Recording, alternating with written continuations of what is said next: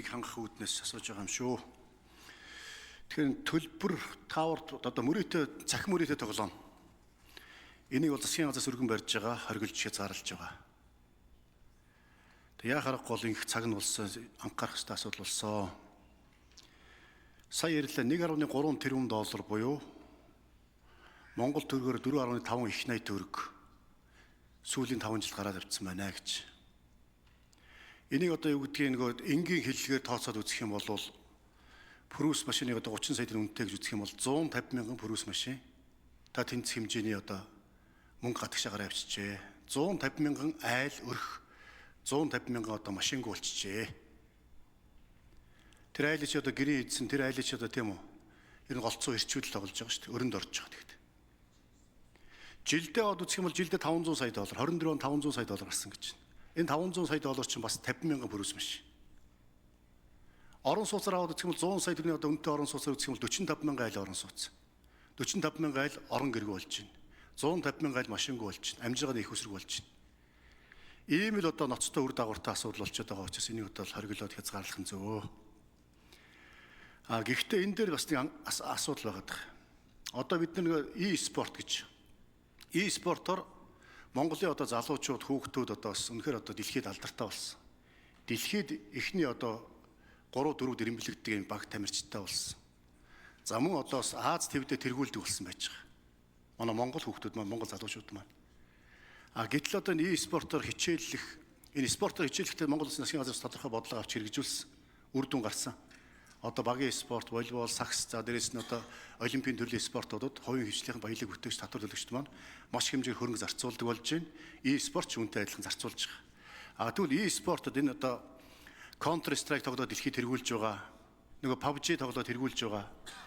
Энэ одоо багуудыг дэмждэг улсууд нь бас яг энэ одоо энэ цахим мөрөөдөө тоглоом эрхэлдэг компаниуд байх шиг байна. Тэгэхдээ одоо нэг талд нь компаниуд маань e-спортыг одоо яаж цааш нь дэмжих бодлого барих вэ? Энэ дээр одоо бас бодож зохицуулах боломж юу байд юм бол энийг нэг хариулж өгөөч.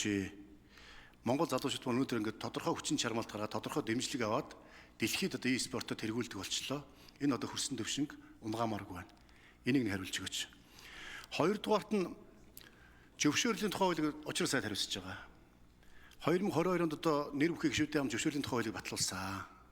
1600 тусгай зөвшөөрөл байдаг байсныг 360 болгож 5 дахин бууруулсан. Энэ тусгай зөвшөөрөл болгон цааталт нь ерөөсөө хүнд суртал, шан харамж, авилгал байдаг байсан. Зөвшөөрснөөс бусд нь чөлөөтэй байх ёстой. Зөвшөөрөөгүй бусд нь тийм үү? Ийм үзэл баримтал байх ёстой байтал зөвшөөрөлтөөс бусд нь хориотой гэдэг одоо ийм үзэл баримтлалаар олон жил хандж ирсэн. Ерөөсөө тусгай зөвшөөрөл маш хүнд сурталтай. Зөвшөөрөл авахгүй үйл ажиллагаа болж болдоггүй.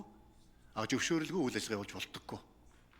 Тэгвэл үүнийг одоо зэгцэлсэн үндсэндээ бол зөвшөөрлийг маш цөөхөн өгье, хүнд сурталгүй болгоё гэж зөвшөөрлийн тухай хууль баталсан. Харамсалтай өнөөдөр нөгөө тусгай зөвшөөрлийн тоо дахин нэмэгдэж байна. За хуулиас давсан журмаар одоо бас 250 төрлийн одоо тусгай зөвшөөрлийн 122 хуулиас давсан журмаар зохицуулагдаж байна. За бүртгэл нэрийн дор одоо одоо олгодог зүг бүртгэж байгаа нэртэй тусгай зөвшөөрөл өгдөг. Нөгөө гарын үсгийг үнэлдэг. Ийм асуудлуудыг хэрхэн яаж шийдвэрлэх вэ? Энэ одоо яа харахгүй хүнд суртал, шан харамж, авилгал үүний цаанд гарын үсгийн цааталт яваад байгаа. Тэг гарын үсгийг яаж одоо үн цэнэгүй болгох вэ? Яаж одоо тийм үү хурдан шуурхай хууль зөрчихгүй хурдан өгдөг болох вэ? Энэ зөвшөөрлийг үнэлтгийг одоо хэрхэн одоо цааш нь дахиж ямар гарах хэмжээ авах вэ?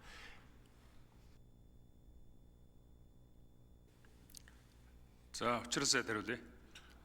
Тэг зөвшөөрлийн хууль бол өнгөрсөн парламентын яг энэ регуляторын реформ хийхэд маш том одоо дэвшил авчирсан хууль.